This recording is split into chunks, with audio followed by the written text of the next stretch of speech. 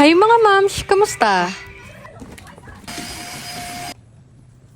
Nung nakaraang linggo pa nga ito at ngayon ko nga lang talaga naisipang mag-edit at mag-voice over.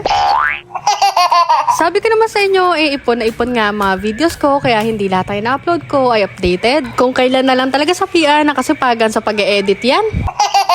Anyways, as you can see ay nagluluto nga lang pala ako dito ng beef broccoli. Gusto ko kasing pakainin ulit si Bebo na nilagang broccoli kaya lang ay hindi na nga niya gusto ngayon. Hindi katulad dati na talaga namang minumukbang pa niya. Hirap talaga sa mga bata kapag natuto na nga kumain ng may lasa katulad nga ng matatamis at maaalat na talagang sabilitan na rin ang pagkain niya ng gulay. Pero in fairness naman kapag pinakain mo nga rin siya ng ista, ayun ang gustong gusto niya.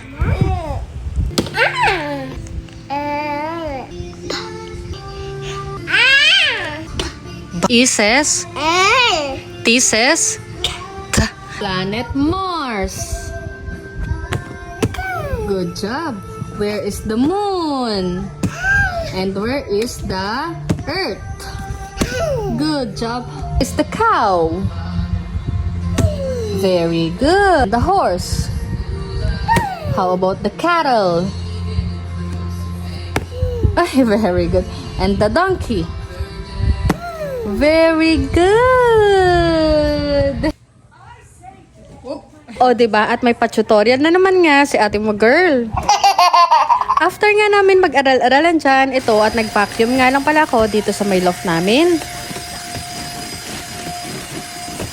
Etong part kasi yung pinakamas naiipunan na alikabok at hindi nga ganong nalilinisan dahil dolong-dolo nga rin siya. Sa mga magtatanong pala ay Tix vacuum cleaner nga itong ginamit ko at ilalagay ko na nga lang sa comment section yung link kung bet mo rin. Taray! At nakapag-promote na naman nga daw siya. Katulad ko rin ba kayo na habang abala ka sa paglilinis, yung anak mo ay abala rin sa pagkakalat? Na para bang hindi ka na lang din talaga matatapos sa ginagawa mo dahil sinasabayan ka pa? Yung talagang isusurvive mo na lang na mapalinis ang bahay nyo kahit maya-maya lang ay makalat na naman yan.